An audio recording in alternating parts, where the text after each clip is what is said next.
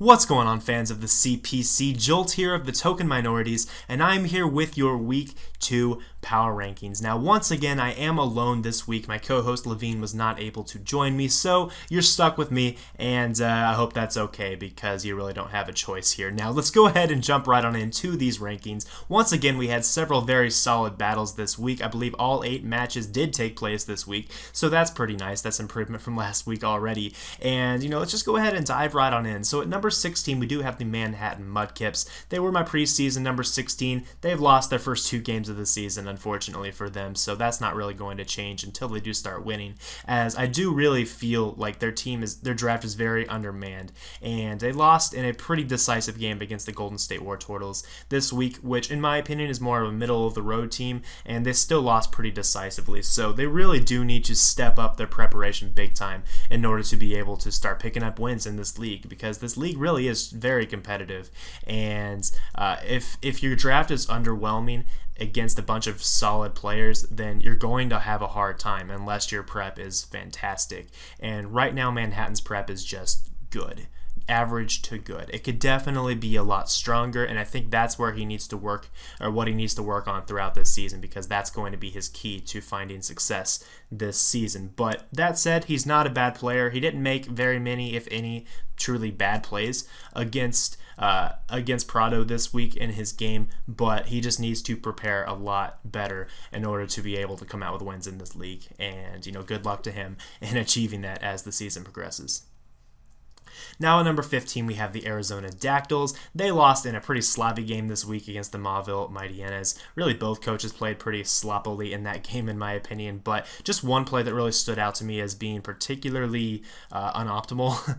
It was when he decided to sacrifice his Vaporeon to the Jolteon whenever he only had 2 Pokemon left on his entire team that was actually able to survive any one hit from the Jolteon. One of those was actually the Vaporeon, despite the weakness, and neither of the 2 Pokemon that could take a hit from Jolteon were able to OHKO the Jolteon. So he needed both alive to be able to take out Jolteon to have any chance of winning the game, but he decided to sacrifice the Vaporeon, which ultimately did cost him the game, as he very quickly ended up losing from that point forward. So, that was a bit of a misplay on his end, in my opinion, and maybe he should improve upon that in future weeks. But again, he's not a bad player whatsoever. He just needs to start winning some games before I can move him any higher in the rankings. And in terms of the winless teams so far, I feel like he played the 3rd best out of the winless teams this week, and therefore resides at number 15 for now. And now at number 14, we have the Connecticut Crocodiles, coached by 681 Shadow. They are down 1 position from last week. They lost in a very close game against the Brisbane Braylabs. It really did come down to the wire, and I guess the issue, though, is the passiveness of his team really did come through. It really did shine, unfortunately, for Shadow this week, as Aberforth was able to really take advantage of that by bringing a bulk-up Hitmontop, which put in so much work against his team. He really had very little to be able to deal with it. In fact, I believe he set up a +1 Mega Charizard X and clicked Flare Blitz against the Hitmontop at a certain point, and it did negative damage. But in all seriousness, it did 25%, and that's just absolutely insane. So he let the Hitmontop get a little bit too bulky throughout the game, and that ended up hurting him quite a bit. It didn't end up sweeping him, but it put enough of a dent into his team to where he really started to struggle to deal with his other mons. Now, that said, he did play very excellently with a Choice Scarf Chansey. Chansey obtained the Choice Scarf from a Chandelure, and Connecticut was still able to use the Chansey pretty well overall. It was able to, I believe, pass wishes, as well as just go for soft boiled and do some stalling, and it was okay overall in the matchup whenever it had the Choice Scarf. Obviously, it's better without the Choice Scarf, but he used it as well as you possibly could have, which I thought was pretty impressive. And one other issue, I guess, that really did cause him to end up losing the game. I think he was kind of forced to make this play at this point, but if he was able to prevent himself from being in this position, that would have been good. But, he let his Donphan get worn down by Aberforth's Rhyperior, which ultimately ended up being his demise, because then Aberforth was able to bring in a Raikou and essentially set up on the Chansey with Charge Beams, as Chansey ended up locking itself into a recovery move because it had to recover in order to not die to a Thunderbolt. So, that worked out pretty poorly for Connecticut there at the end by letting the Dom fan get weakened, but Aberforth did capitalize on that quite well. So overall, Connecticut did have a good performance this week, but they do need to start winning some games before I can take them out of the bottom four.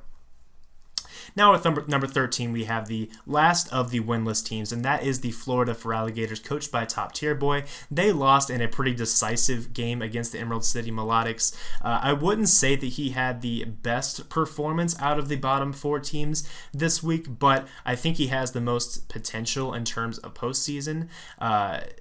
Of the bottom four teams, in that he's a very strong player. I think he's just not comfortable with his draft yet, and not comfortable enough with the level of creativity that is necessary to make that type of draft shine. In that he really got beaten up pretty badly by the hazard game that Sam decided to bring this week, as Sam brought Toxic Spike Mega Beedrill, set them up turn one, and that just shut down the entirety of what Florida brought to that game. He really needed to bring another means of hazard removal, and I don't believe he had any in this game, and that really did cost him, as the combination of Toxic Spikes, Me and Xiao, and Stoutland were able to just rip through his team and end up with a pretty decisive victory for Sam this week. So, not the best performance by Florida this week, but I do think they have a lot of upside, and I'm excited to see how they do throughout the rest of the season. And now at number 12, we have the Atlanta Braviaries, coached by Trev the King. And he lost in a pretty decisive game, relatively decisive against Togavor's Arizona Carvanas, and really what was a tough matchup for him, as his team is heavily dependent on bird spam, and Togavor has Zapdos, Deancey, and Mega Blastoise, all of which are very solid responses to bird spam, particularly Talonflame. And Trev really didn't have the best ways of breaking him down, especially considering I believe he lost his Starmie on turn one to a Paso Berry Crocodile. So good prep on Togavor's end, and Trev was really in a tight spot from the beginning, but he managed to bring it back to the point where he actually had a chance to win if he was able to achieve a Confusion Hacks plus a Hit Myself in Confusion Hacks. And if he was able to get both of those together, he actually had a very good shot of winning, and we all know Trev's luck, that was not anywhere close to impossible, and fortunately for Togavor, he was able to avoid that hex and come out with a nice victory against Trev. But Trev played well overall this week, given the matchup, given his draft. It's a little underwhelming to me, but he finds himself at number 12 because he does still have some potential. I don't think his draft will cut it. That's why he's not in the top 8, but I guess we'll see what happens there. And now at number 11, we have the Brisbane Breloom, coached by Aberforth. They won a very close game against the Connecticut Crocodiles, as we've already talked about a little bit at this point, so I won't talk about him too much. But he did come out on top. He brought some really nice sets, including the Bulk Up Hitmontop, the Charge Beam Raikou, and I can't remember any other sets off the top of my head, but those two sets especially stuck out. And, he brought the right team to deal with Connecticut's squad. The Trick Chandelure, that was the other one I wanted to mention, in that he did trick the Chansey, causing it to be a little bit less useful, although still used pretty effectively throughout the game. So overall, nice prep on Aberforth's part, and we'll have to see some more wins before he can climb higher than where he is, but this was a good start for sure.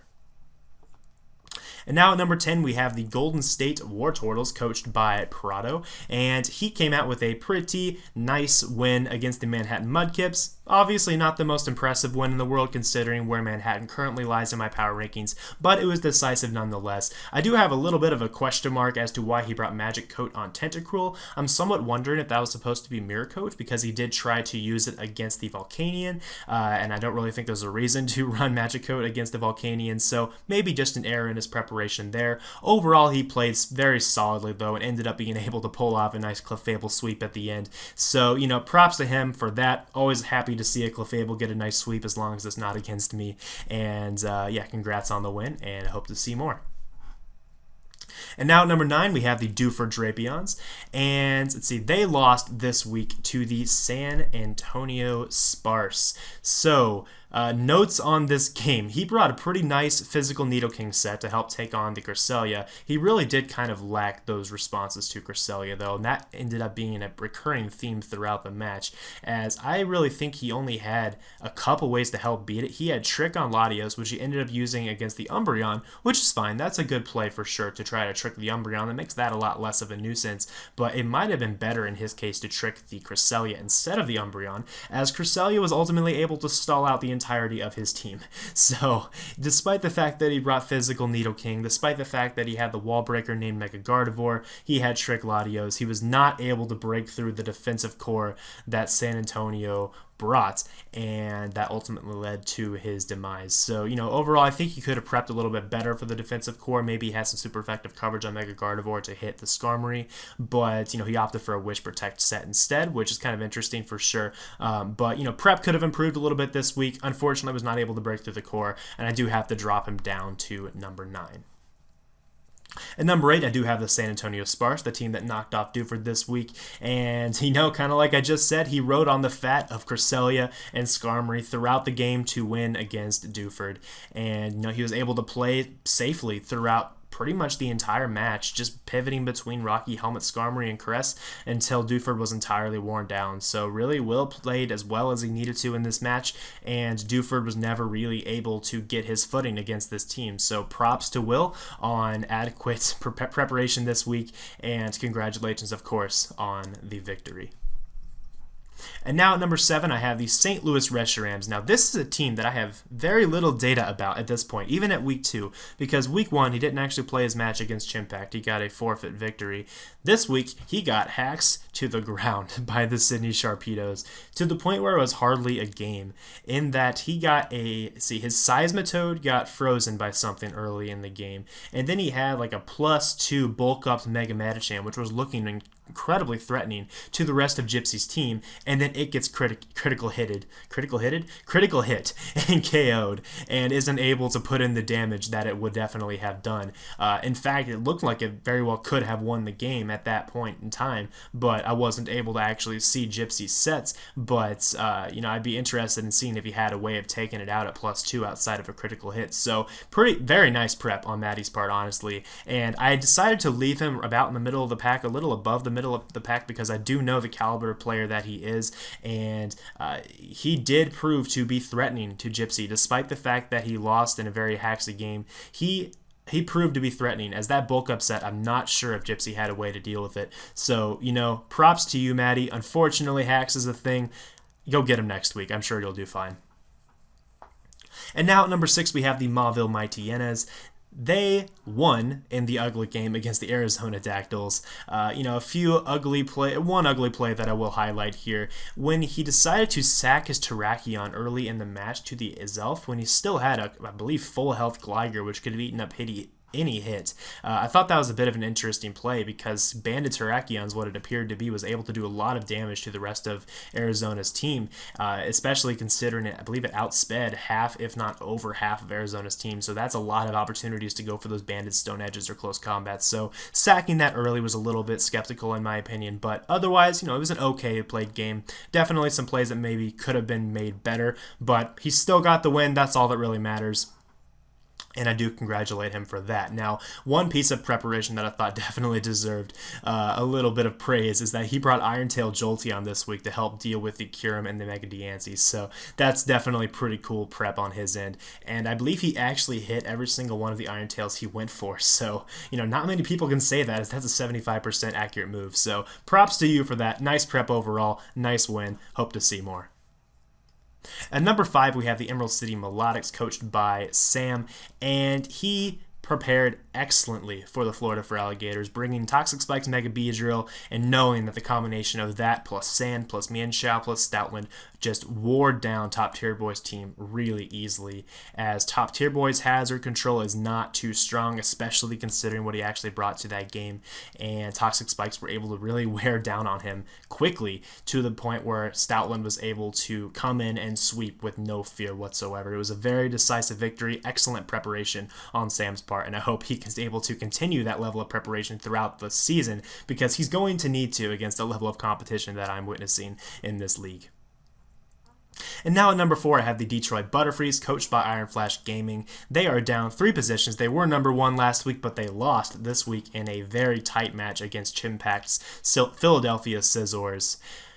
He built very creatively, as always. He brought, I believe, a Resto Chesto Sap Sipper Belly Drum Azumarill, which I thought was pretty cool for sure, as, Sap Sipper doesn't hit very hard on its own, but at +6, it still packs quite the punch.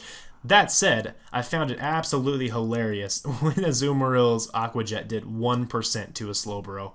Granted, it was in the sun, and of course it's not huge power, but it still did 1%. Come on, that's hilarious. But, for most of the game, he played on the defensive, and that's not going to win most games, especially given the draft, or the team that he brought to that particular game, especially given the fact that he was against Sand plus Mega Charizard Y. So, he played on the defensive. That's not going to win games. He really needed to try to gain momentum at some point. He really wasn't able to do that. Is that really his fault? I'm not really sure. The first play of the game was a little bit skeptical, which I will talk about here when I talk about Chimpact, but after the first turn of the game, just immediately it seemed like he was always on the defensive, and that's not going to bode well in terms of success. So a tough game to lose, but I'm sure he'll bounce back.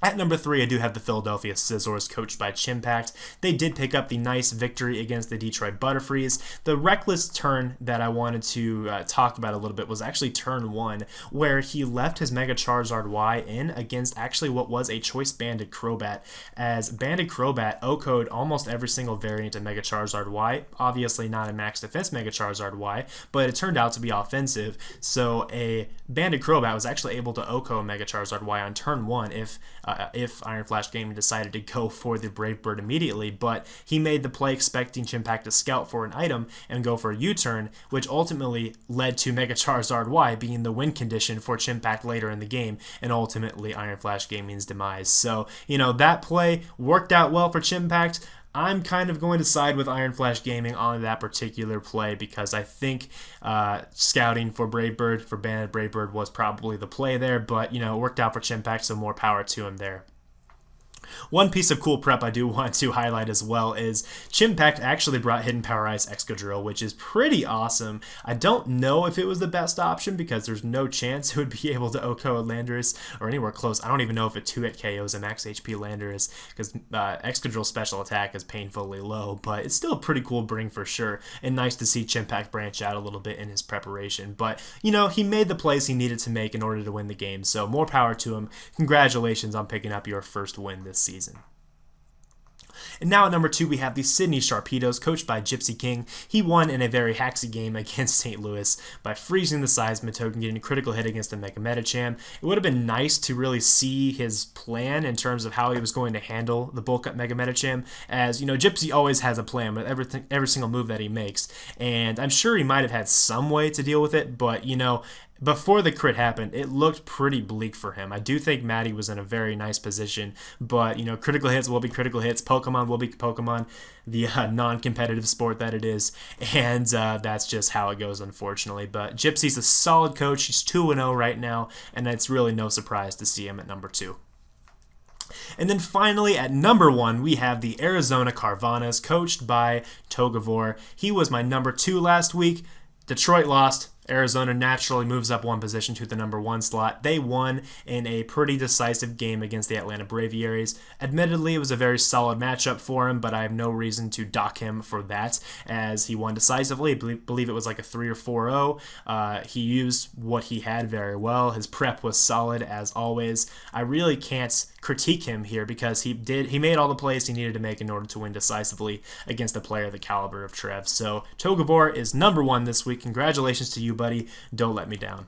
So that concludes the Week 2 Power Rankings of the CPC. I hope you did enjoy. Please leave a comment and a like if you did, and just let me know what you thought about it. Maybe leave your own rankings in the comments below if you don't agree with me. It's very reasonable if you don't agree with me at this stage in the season. A lot of this is just my opinion. I don't have Levine to talk back and forth with to compare rankings and such. So just let me know what you think about my rankings. Leave your own in the comments below, and I do appreciate you watching this week. So I will see you all in Week 3 after another very exciting round of battles takes place. Peace.